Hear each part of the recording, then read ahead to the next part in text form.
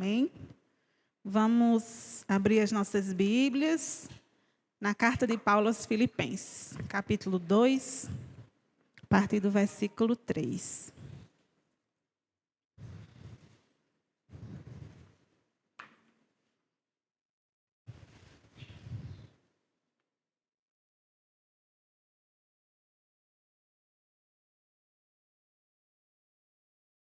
Amém?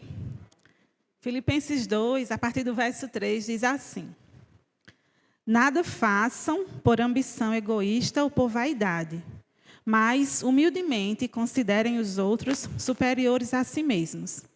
Cada um cuide não somente dos seus interesses, mas também dos interesses dos outros.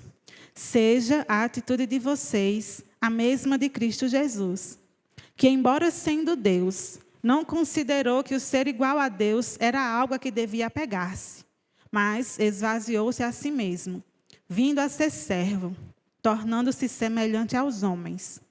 E sendo encontrado em forma humana, humilhou-se a si mesmo e foi obediente até a morte, e morte de cruz. Amém? Oremos mais uma vez. Senhor, nós te agradecemos, Deus, porque Tu és bondoso e gracioso para conosco.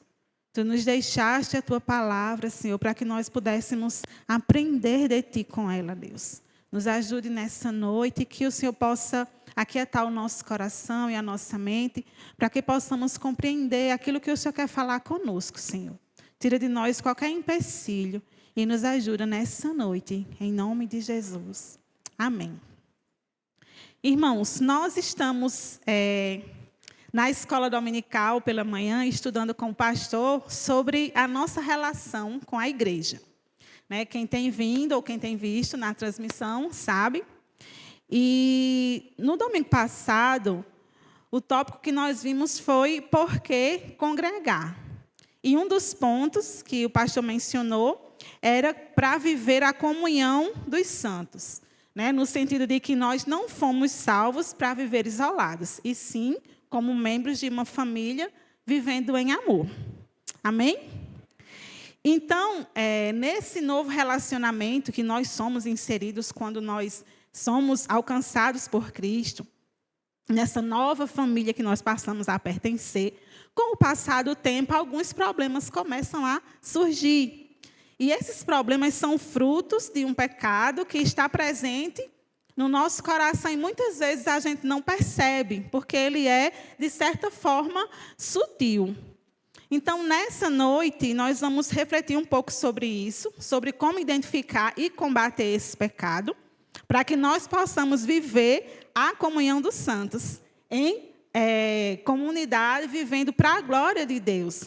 Porque esse é o propósito do Senhor para a nossa vida, que nós possamos viver para a sua glória, e assim a gente possa refletir a sua imagem, a imagem daquele que nos criou. Nós sabemos que, por causa do pecado, esse propósito acabou sendo invertido, e o homem ele passa, então, a viver para satisfazer a sua própria vontade. Então, todo esforço humano, ele é para satisfazer seus próprios desejos. E isso tem permeado todos os segmentos onde o homem está inserido. Também a religião. Então, o homem ele passa a se relacionar com Deus como um meio para satisfazer os seus desejos. Algo para ele poder usufruir. E tudo acaba girando em torno de si mesmo. Inclusive as orações. Muitas vezes, até as orações, elas demonstram isso. A gente só consegue, muitas vezes, orar por nós mesmos. E que pecado seria esse? É o pecado do egocentrismo. É a idolatria do ego. Um pecado que nós vemos nitidamente no mundo ao nosso redor, que está exposto assim, a gente consegue ver com clareza. As pessoas hoje em dia elas desejam ser felizes a todo custo, a sua vontade, a sua satisfação sempre em primeiro lugar. Então, para que isso não venha fazer morada em nosso coração, nós vamos pensar nessa noite sobre esse pecado e como ele é extremamente prejudicial para os nossos relacionamentos. E ele nos impede de viver plenamente a comunhão dos santos. Amém? Então, vamos começar por uma definição. O que é egocentrismo? Essa palavra, ela tem origem no grego e é a junção de duas, de egon e kentron, que significa eu no centro. Então, o significado é bem claro. Eu no centro. A definição, dessa palavra, o egocentrismo, ele consiste em uma exaltação excessiva da própria personalidade, uma preocupação exagerada com os próprios interesses e bem-estar, fazendo com que o indivíduo se sinta como se fosse o centro das atenções. Então, o pecado ele atua da seguinte forma. Ele exige a autonomia do ego ao invés da submissão a Deus. Se a gente parar para pensar, de uma forma geral, a gente observa isso. Ele exige a satisfação do nosso ego em vez do amor ao próximo e o amor a Deus. Ele exige a glória do nosso ego em vez da exaltação da glória de Deus. De modo que o homem, ele é assim colocado no centro do universo. Então, o egocentrismo é como o pecado da idolatria. Porque a pessoa que é egocêntrica, ela ama mais a si mesma do que a Deus. Então, a gente vai observar algumas características de uma pessoa egocêntrica. Eu espero que você não encontre essas características na sua vida cotidiana. A primeira característica é o foco excessivo no eu. Então, tudo gira em torno dela. É aquela pessoa que domina todas as conversas, sempre está interrompendo, não dá espaço para que o outro fale, para que o outro expresse as suas opiniões. Fala de si mesmo o tempo inteiro, mesmo que isso não seja relevante para a conversa. Não aceita críticas e, quando está trabalhando em grupo, tudo tem que ser feito sempre do seu jeito. Então, é aquela pessoa que foca sempre em si mesma. A segunda característica é a falta de empatia, que vai derivar dessa atitude. Já que ela foca sempre nela, ela não tem facilidade, ou ela tem dificuldade para compreender e reconhecer os sentimentos e as necessidades do outro. Ela está sempre tão focada em si mesma que não consegue enxergar o outro. Às vezes, ela não consegue enxergar nem mesmo os da sua própria casa. Às vezes, tem alguém em casa que está ali, passando por algum problema, e a pessoa não percebe, ela não enxerga, porque ela só consegue enxergar seus próprios problemas. Terceira característica é uma pessoa manipuladora. Ela faz o que for preciso para que a sua vontade seja feita. Então, quando se é uma criança, a gente vê as crianças, elas fazem birra, elas fazem drama, elas fazem até chantagem para conseguir o que elas querem. Só que quando nós crescemos, as técnicas de manipulação elas passam a ser mais aprimoradas. A gente não vai fazer birra nem chorar, mas a gente faz outra coisa. Faz de tudo para não ser contrariado. A quarta característica é que ela precisa sempre ser o centro das atenções, sempre age de forma a chamar a atenção para si mesma. Se você chega para ela e fala, meu irmão, eu tive um dia muito difícil. Ela vai dizer na mesma hora, porque você não viu o meu dia.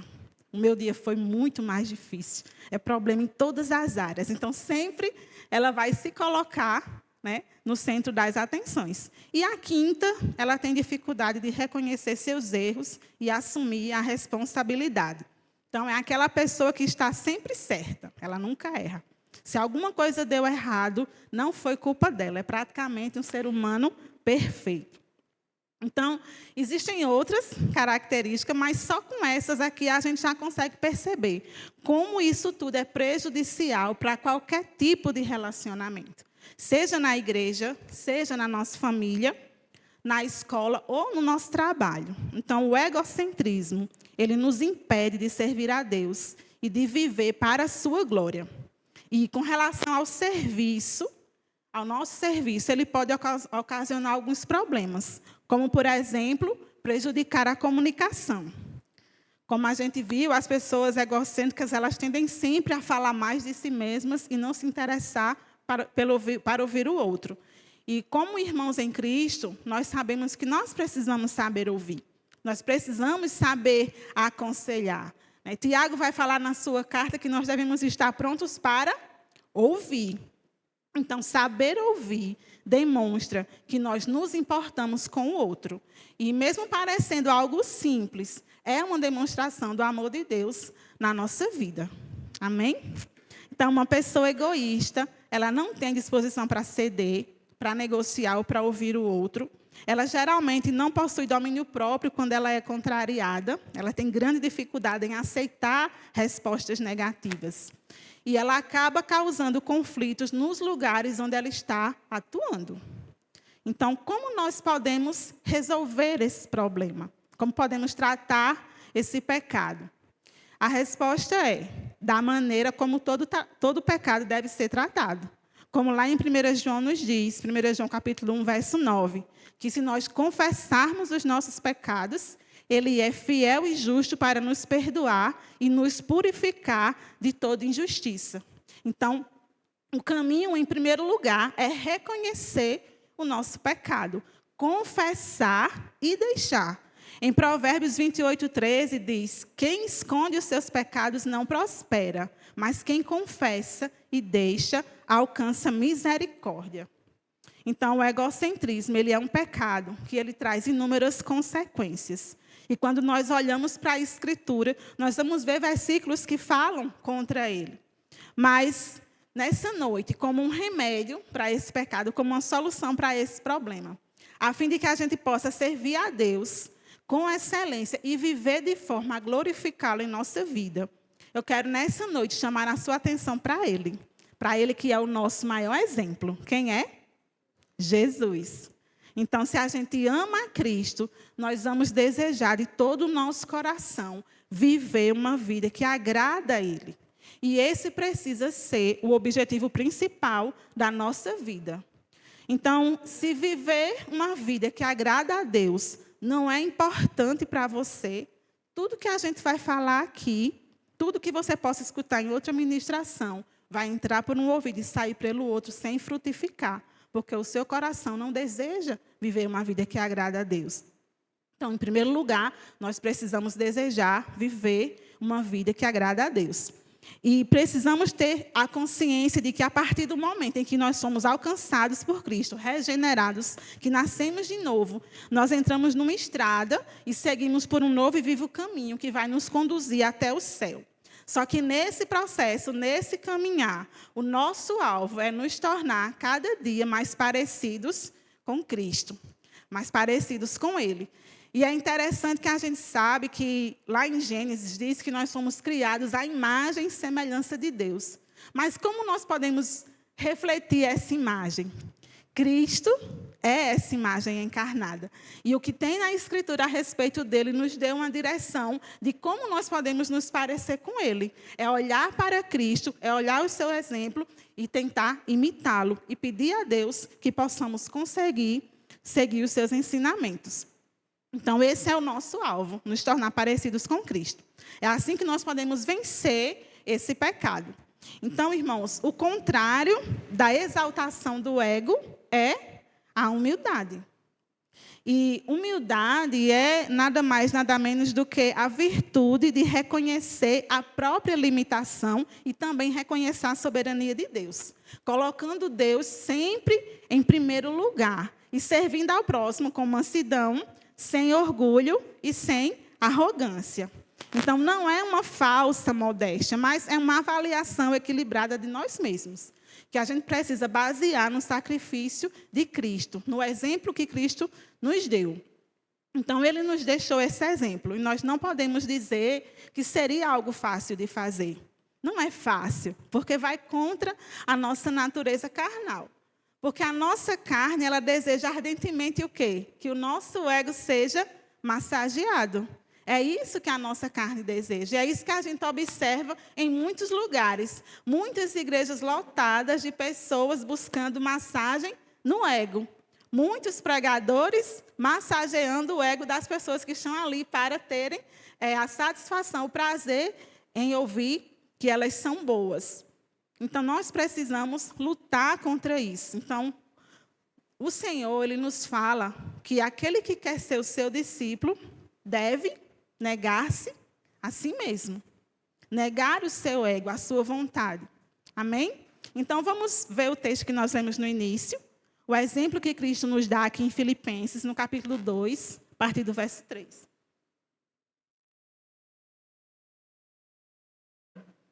O conselho de Paulo é, verso 3. Nada façam por ambição egoísta ou por vaidade, mas façam como? Humildemente, considerem os outros superiores a si mesmos. Cada um cuide não somente dos seus interesses, mas também dos interesses dos outros. Seja a atitude de vocês a mesma de Cristo Jesus, que, embora sendo Deus, não considerou que o ser igual a Deus era algo a que devia apegar-se, mas esvaziou-se a si mesmo, vindo a ser servo, tornando-se semelhante aos homens. E sendo encontrado em forma humana, humilhou-se a si mesmo e foi obediente até a morte e morte de cruz. Muitas vezes nós costumamos pensar que a humilhação de Cristo foi a sua crucificação, quando, na verdade, ao assumir a forma humana, ele já se humilhou. Aqui no verso 8 diz, sendo encontrado em forma humana, humilhou-se a si mesmo. Por quê? Porque aquele que é desde o princípio, aquele que pelo poder da sua palavra criou todas as coisas, que chama as estrelas pelo nome, esvaziou-se da sua glória, ao se fazer como um de nós, ele humilhou-se a si mesmo. Um texto bem conhecido nosso, Colossenses 1, a partir do verso 15, fala que ele é a imagem do Deus invisível, o primogênito de toda a criação, que por meio dele foram criadas todas as coisas, nos céus e na terra, as visíveis e as invisíveis. Sejam tronos, sejam soberanias, quer poderes, autoridades, todas as coisas foram criadas por ele e para ele. Ele é antes de todas as coisas, e por meio dele tudo subsiste. Ele é a cabeça do corpo, que é a igreja, é o princípio e o primogênito dentre os mortos, para que em tudo tenha a primazia. Ele é Deus, ele é Senhor, Criador e sustentador de todas as coisas. E se as estrelas não caem do céu, é por causa dele. Se o mar não ultrapassa os seus limites, é por causa dele. Se nós tivemos a oportunidade de levantar hoje, de viver mais um dia, foi por causa dele. E mesmo assim, Paulo vai nos dizer, no verso 6, que embora sendo Deus, ele não considerou que o ser igual a Deus era algo a que devia apegar-se, mas ele veio a ser servo, tornando-se semelhante aos homens. Aqui nesse texto, Paulo usa essa atitude de Cristo como um exemplo para a igreja, um exemplo de humildade e de serviço. E no contexto dessa passagem, nós sabemos que Paulo estava preso em Roma, numa prisão domiciliar, aguardando o julgamento. Mas ele podia receber visitas e também ajuda financeira, como a de Epafrodito. E aqui, nesse tempo, ele pôde pregar o evangelho para a guarda pretoriana, como também escrever várias cartas, como essa de Filipenses, Efésios, Colossenses, Filemão. Então, essa carta de Filipenses, ela tinha o objetivo de expressar gratidão pela generosidade e apoio dos filipenses, além de encorajar a igreja a permanecer firme na fé e a viver em unidade e em alegria. E nela também ele vai abordar questões como o exemplo de Cristo, a importância da humildade, a necessidade de rejeitar o egoísmo e o mundanismo. Então, esse texto que nós lemos no início, ele nos leva a olhar para o exemplo de Cristo, esse exemplo de humildade e de serviço. Quando ele diz, não façam nada por ambição ou por vaidade, mas humildemente considerem os outros superiores a si mesmos. Cada um cuide não somente dos seus interesses, mas também dos interesses dos outros. Seja a atitude de vocês a mesma de Cristo Jesus. Então, esses versos, eles nos chamam a priorizar o outro ao invés de nós mesmos, tendo por base o exemplo de Cristo. Então, Cristo é o nosso exemplo. Em outras palavras, Paulo está dizendo, não seja egoísta, não haja motivado por ambição, não busque só seus próprios interesses, mas cuide também dos interesses dos outros. Ajude o outro, seja humilde, não se ache superior a ninguém, até porque nós não somos. Considere a atitude de Cristo e siga o seu exemplo. Paulo vai falar em outro texto sobre isso de uma forma bem clara, sobre a gente ser equilibrado quanto ao pensamento acerca de nós mesmos. Nem pensar demais e nem pensar de menos. Nem exaltar o nosso ego e também não se depreciar. Em Romanos 12, 13, ele fala: pois pela graça que me foi dada, digo a todos vocês, ninguém tenha de si mesmo um conceito mais elevado do que deve ter. Mas, pelo contrário, tenha um conceito equilibrado, de acordo com a medida da fé que Deus lhe concedeu. Então, aqui Paulo fala claramente que nós devemos pensar de uma maneira equilibrada sobre nós mesmos, como membros do corpo de Cristo. Cada um de nós tem um papel único e também uma medida de fé específica. E que é importante a gente pensar com moderação sobre si, evitando a arrogância e reconhecendo a importância da humildade na vida cristã. Então, vocês imaginem essa atitude sendo evidenciada nos nossos relacionamentos. Uma família onde cada membro entende o seu papel, a importância do seu papel e reconhece que tudo que tem vem de Deus. Um líder que sabe que depende de Cristo em tudo, que sem Cristo ele não consegue conduzir nada. Um liderado que entende também o seu papel e que se submete à liderança, que entende a responsabilidade do serviço e conhece verdadeiramente aquele a quem está servindo, que é Cristo. É a Cristo Jesus que estamos servindo, na medida em que nós servimos uns aos outros. Amém? Verso 5. Seja a atitude de vocês a mesma de Cristo Jesus, que, embora sendo Deus, não considerou que o ser igual a Deus era algo que devia apegar-se, mas esvaziou-se a si mesmo, vindo a ser servo. A palavra grega traduzida aqui como servo, no verso 7, é doulos, que significa literalmente escravo. E refere-se a alguém que pertence inteiramente a outro com total dependência. Muitas vezes retratando uma servidão total. Não apenas fazer uma tarefa ou um serviço.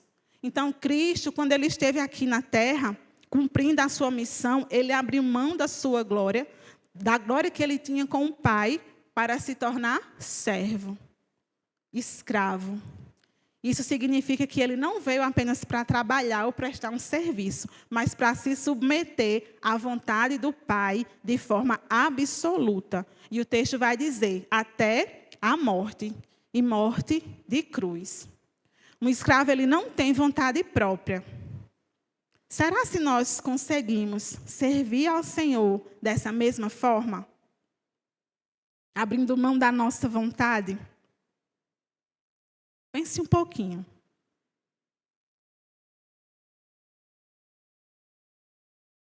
Em várias ocasiões, Jesus ele ensina sobre a humildade a seus discípulos. Abra comigo aí Marcos, capítulo 10, versículo 42.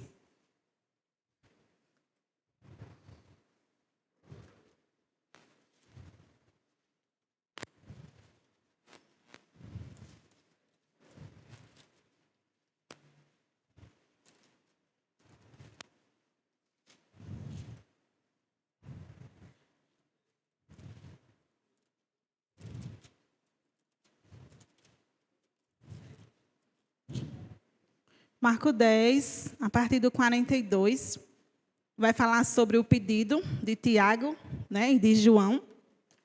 Um pedido que causou uma grande confusão entre os discípulos de Cristo. A partir do verso 42, Jesus vai falar. Os irmãos sabem que o pedido foi que eles queriam um sentar à direita e outro à esquerda de Cristo, na glória. E aí os outros discípulos ficaram chateados com eles, porque pediram isso. Aí, a partir do verso 42, Jesus diz o seguinte. Jesus os chamou e disse, vocês sabem que aqueles que são considerados governantes das nações as dominam, e as pessoas importantes exercem poder sobre elas. Não será assim entre vocês. Pelo contrário, quem quiser tornar-se importante entre vocês deverá ser servo. E quem quiser ser o primeiro deverá ser escravo de todos. Pois nem mesmo o Filho do Homem veio para ser servido, mas para servir e dar a sua vida em resgate por muitos. Jesus aqui, ele fala abertamente que os discípulos estavam agindo como as pessoas do mundo. No mundo é assim. As pessoas exercem autoridade sobre as outras. Cada uma quer uma posição maior do que a outra, né? O sonho de todo mundo é ser senhor, é não trabalhar mais para ninguém, né? O que a gente deseja no nosso coração é estar sempre mandando, né? E não obedecendo. E Jesus vai dizer, não é assim entre vocês. Quem quiser ser o primeiro deverá ser o último. Quem quiser tornar-se importante deverá ser servo. Por quê? E ele vai novamente usar Jesus como exemplo. Ele disse, nem mesmo o Filho do Homem veio para ser servido, mas para servir e dar a sua vida em resgate por muitos. Se ele, que é o nosso Senhor, veio para servir, quem somos nós? Em Lucas 9, 23, Jesus também ensina sobre isso. Né, sobre renunciar a si mesmo, é um texto conhecido, a gente não vai ler, quando ele fala que os seus discípulos precisam negar-se a si mesmo e seguir, né, e carregar a sua cruz diariamente, e explicando que é preciso sacrificar os próprios interesses e os próprios desejos para seguir a Cristo, mesmo que isso envolva sofrimento ou perseguição. E um outro texto, um texto clássico, né, que Jesus ensina sobre humildade, sobre serviço, que ele dá o exemplo, está em João capítulo 13. Vamos abrir João capítulo 13 e ler a partir do verso 12.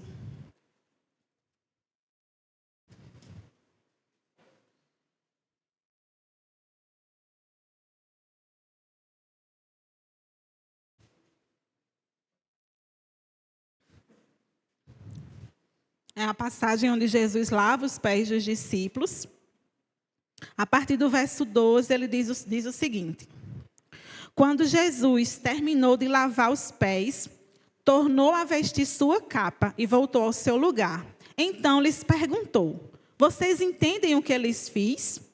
Vocês me chamam mestre e senhor, e com razão, pois eu sou. Pois bem, se eu, sendo senhor e mestre de vocês, lavei-lhe os pés, vocês também devem lavar os pés uns dos outros. Eu lhes dei o exemplo para que vocês façam como fiz. Então, aqui, Jesus está dando uma lição prática. A aula deixa de ser teórica e parte para a prática. Jesus lava os pés dos discípulos e, após fazer isso, ele vai ensinar e dizer por que ele fez isso. Né? Ele fez, naquele momento, o serviço do menor, né, daquela casa, mesmo ele sendo o maior. Então, os discípulos deveriam seguir esse exemplo de Jesus e servir uns aos outros, ao invés de disputarem entre si quem seria o maior entre eles. Então, Jesus ele passa ali a ensinar com um exemplo. Né? E a gente sabe que o exemplo é a forma mais eficaz da gente ensinar alguma coisa. No verso 16, ele diz o seguinte, digo-lhes verdadeiramente que nenhum escravo é maior do que o seu senhor, como também nenhum mensageiro é maior do que aquele que o enviou.